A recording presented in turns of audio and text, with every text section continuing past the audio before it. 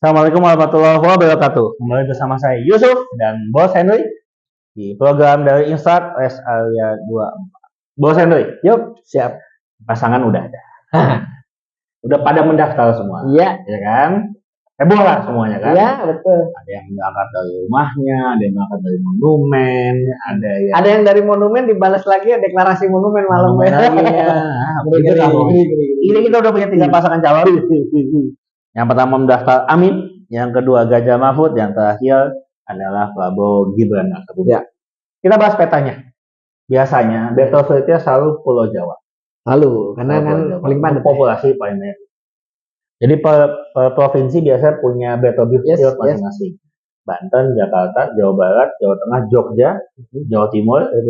So battlefield kedua biasa Sumatera. Kita lengkap satu battlefield. Kemudian Kalimantan, Sulawesi dan lain-lain. Walaupun dan battlefield luar negeri yang suka heboh-hebohan, menang di Malaysia, menang di Hong Kong dan yang suka juga rame-rame tiba-tiba ditemukan jumlah surat suara telah tercoblos di daerah kecamatan mana di Pineng. Mungkin sambil makan nasi lemak ya Bapak. Tapi kita coba deh, kita bahas satu persatu. Mungkin gak usah semuanya. Tempat-tempat panas. Jakarta. Kira-kira siapa yang unggul di provinsi ini? Di Jakarta ini, menurut gue ya, nanti akan berimbang semuanya. Tidak ada yang terlalu dominan. Karena gue ngelihat dari tren datanya itu sekarang Anies jadi nggak mendominasi, nggak terlalu dominan. Kalau dulu Anies di Jakarta itu mirip seperti Ganjar di Jawa Tengah. Jadi dominan.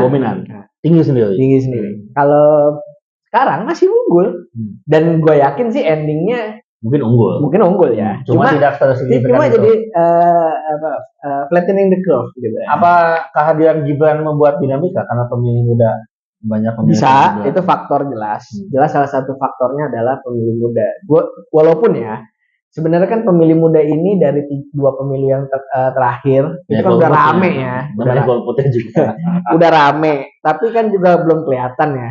Suaranya kemana isinya. Nah, di tahun 2024 ini baru diduga akan punya dampak signifikan karena jumlahnya makin banyak. Tapi apakah bersuara? Kita belum tahu. Tapi biasanya sih butuh anchor. Nah, gue lihat Gibran bisa jadi anchor. Menarik suara anak. Jakarta lah ya. Jakarta. Jawa Barat atau rata-rata urban lah. Ya. Nah, Jawa Barat gimana nih? Kan dengan tadinya kan dengan peta yang ada terakhir. Iya. Kemungkinan kan Prabowo dan Anies cukup mendominasi. Di Jawa Barat ya. Kita ngakui data Ganjar tidak begitu baik, Mahfud pun juga bukan dari Jawa Barat. Gimana? DPT-nya paling besar di Indonesia, Jawa Barat. Iya. Dan 2 kali pemilu di mana Jokowi menang, justru Prabowo yang menang di Jawa Barat. Pun tipis. Jadi menurut gua di Jawa Barat ini mungkin kali ini Prabowo bakal unggul agak signifikan. Kenapa? Keduanya Anies. Ya kalau kedua menurut gue ya masih Anies ya. Masih Anies. Kenapa? Menurut gue gini. Pertama bayangin. Kita tahu dulu awal pemilu yang awal itu gubernurnya masih Ahmad Heriawan. Betul. Wajar karena PKS-nya waktu itu dukung Prabowo. Pasti ada efeknya. Kedua, gubernurnya Ridwan Kamil. Waktu itu ke Jokowi. Tapi tetap Prabowo yang menang.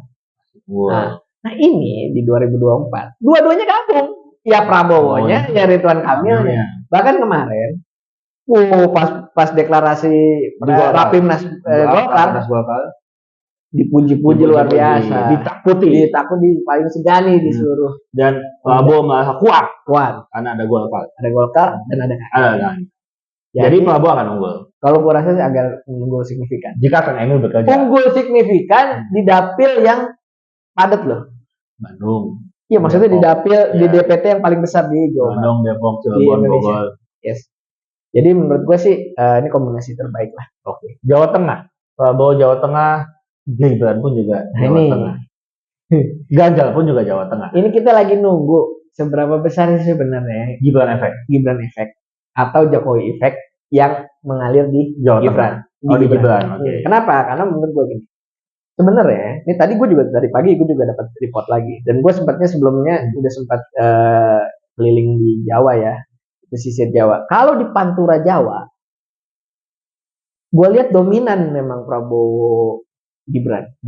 Jadi belum dideklarasiin aja gambarnya apanya segala udah. Minggu lalu gue kan ke Jogja. Gue ke Jogja. Biasa efek Google Map kan. Oh naik Bogor Boyolali.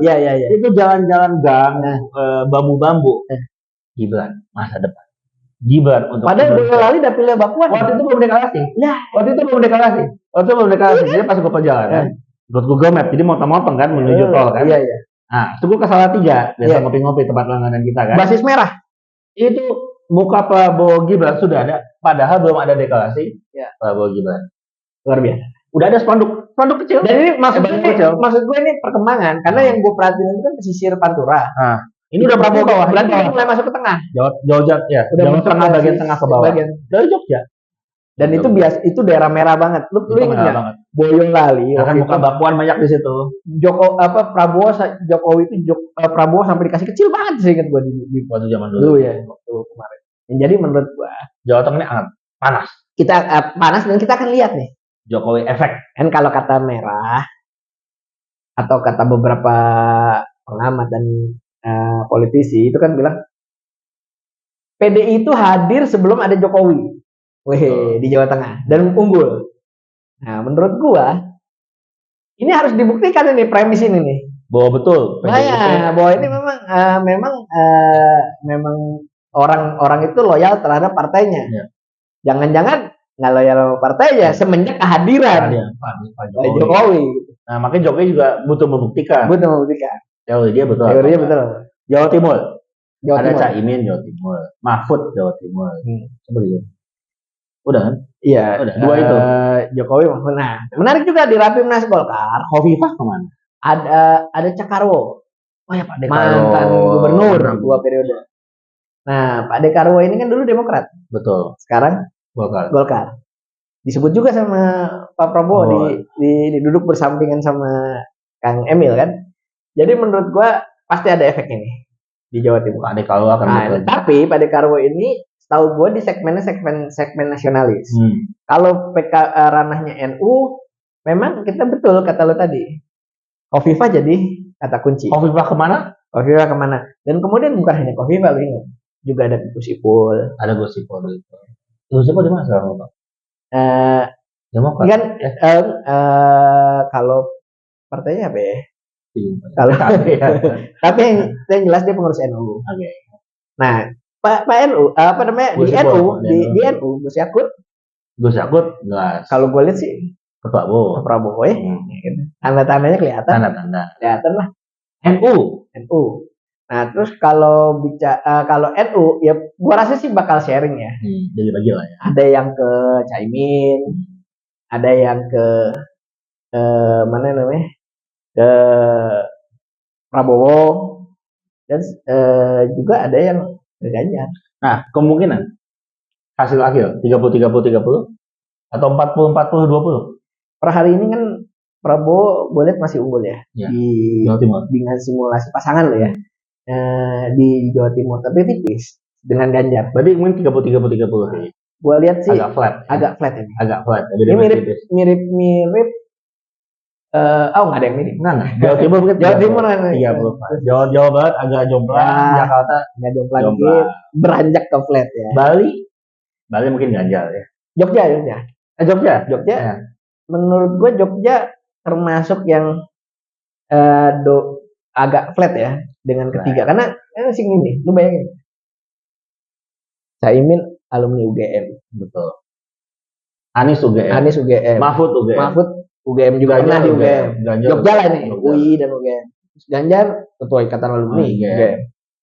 Yang nggak UGM cuma Prabowo sama Gibran. Waduh. Wah, ini nama UGM benar-benar dipertaruhkan. Benar nih. Apakah Gibran mana ya? S1-nya di Singapura, S2-nya di Australia. Import. Jadi gimana nih? Nah, itu kan juga Singapura. Siapa? Prabowo. Iya, betul. Kemudian US. Iya. Kita lokal ini. Kita lokal ini dua-duanya. Ini gimana nih UGM? Banten gimana Banten? Banten ini kan sebenarnya basisnya Golkar ya. Jadi kalau gue lihat mungkin akan kuat sih. Selama dia total ya. Kemarin kan pas Rapimnas Bu Tatu juga kelihatan. Keluarga Banten ya solid ya. Airin. Jadi gue lihat sih ini bisa jadi peruntungan Golkar lah di sana. Sumatera secara umum. Kalau gue ngelihat Sumatera secara umum sebenarnya sekarang ya ke arah sini udah mulai agak mirip-mirip sama Pulau Jawa ya. Jadi apa yang ngehits di Jawa dia ngikut. Cuma hanya jumlah DPT-nya aja yang berbeda. Kalau gua ngelihat nanti yang cukup, kalau menurut gue ya PDI memang dominan di Sumatera. Banyak yang ini, tapi bersaing juga sama Golkar. Tapi Prabowo selalu unggul loh di Sumatera. Ya, apalagi Sumbar dan yang lainnya. Bengkulu. Ya. Dan gue lihat kemarin kan ada isu suara Prabowo bakal turun karena karena ada Anies Baswedan, gitu kan? Nah, ternyata itu karena kata partai pengusung Pak Anies. Aslinya enggak. Aslinya enggak. Kalau melihat dari tren datanya, Prabowo tetap kuat. Memang Anies juga. Di bagian selatan kan ada Zulhas di situ, Sohil di situ, Lampung kan kuat juga di situ. Asal Jasa Palembang. Keluarga besar Zulhas dan geng PAN mungkin ngamanin Sumatera bagian selatan. Sumatera Selatan, betul. Nah, Sumatera bagian utara ada Bobi Nasution. Walaupun itu berimbang dengan PDI ya. Iya. Bobi Nasution kan Bobi Nasution bisa jadi pemain itu. Ini pemain nih, benar. Edi Rahmayadinya dukung Prabowo loh. Gubernur ya. Edi Gupsu. Gupsu itu Prabowo banget tuh. Ijek itu Golkar ya? Golkar. Bobby Prabowo lah, dukung kakek ipar lah. Prabowo Bobby bukan Prabowo, Gibran lah. Bobby dukung Gibran. Dia nggak dukung Prabowo. Dukung Prabowo. Jadi Sumut bakal agak unik ini. Agak pertaruhan juga nih. Kita lihat deh. Jadi survei kalau gua lihat ya, survei kita kasih rekomendasi kan nih, Instrat ya. Kan jual survei. Kita kasih rekomendasi. Kalau mau tahu peta Sumatera itu kita lihat Sumbar, Sumut, terus Sumsel udah. Kira-kira begitu. Indikator juga itu. Nah. Kita akan survei lah kalau ada yang minat. Pak Sidik, Bapak harganya Pak Sidik. Nah, jadi begitu. Jadi kalau itu kelihatan lah, polanya kelihatan. Papua Indonesia Timur Prabowo unggul, ya. Kalimantan, Sulawesi juga mungkin lebih kuat, cukup kuat juga. Gue lihat agak kuat. Tapi overall, ini tampaknya Prabowo agak unggul. Jadi gue lihat kalau dari turunan akumulasi angkanya sama diversifikasi sebaran daerahnya, gue lihat agak unggul. Tipis. Jadi masih bisa digocek. Masih bisa. Baik. Makanya gini. Kinerja pasangan ini baru akan teruji nih. Oke. Gibran bener nggak bisa punya efek Jokowi? Jokowi bisa nggak memberikan efek pada pasangan? Bisa, sebaliknya begitu. Dia sedang diuji. Kalau enggak, nilai Prabowo menurutku udah mentok ya. Ya karena jadi butuh Jokowi efek. Prabowo udah 2 kali maju, udah kebukti. 3 kali maju segitu aja. Jadi kalau Jokowi tinggi tapi segitu. Jokowi tidak turun. Gibran tidak memberikan dampak, partai tidak bekerja, ini akan disalib. Apalagi, lu denger kan, terakhir kan, termasuk yang udah ngobrol-ngobrol sama Instrat ini udah. Semua requestnya 1 putaran. Iya. Bukan 50%. Jadi kan, ini real loh. Jadi kalau lembaga-lembaga kajian dan sebagainya, semua udah tahu lah.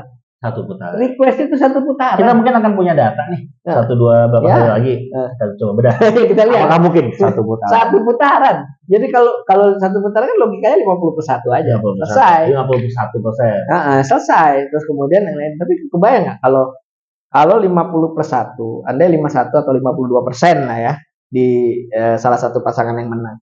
Maka 2 pasangan yang lainnya adalah 30-20. Bisa 30-20 apa iya? Iya. Tapi ini kalau ada data kan. Tapi kalau memang keren. Bisa kejadian. Karena ini di satu sisi 1 putaran itu menghemat. Iya. Dan bisa lebih cepat fokus persiapan. Untuk pilkada, partai juga capek panjang-panjang. Gue yakin begitu. Partai sih udah pengen. Karena gini, semua udah pada pengen pilkada kok. Iya. Semua udah pada pengen pilkada. Lebih heboh soalnya. Yang udah buru-buru pengen jadi caleg jadi sebelum dilantik atau apa ya. Kalau dia jelas lolos dia nyamuk. Agaknya di situ kan. Baik kawan-kawan semua, demikian peta kita berdasarkan hasil Hasil data. Hasil analisa kita data sejauh ini masih banyak kemungkinan dari 3 pasangan calon ini. Kita akan lihat apa yang akan mereka lakukan di masa kampanye dan apakah itu bisa mengubah konstelasi politik. Mungkin lah ya satu putaran. Satu putaran biar rest areanya nggak jangan. Makin banyak kita makin banyak yang nonton. Demikian dari saya Yusuf dan Henry, rest area 24 itu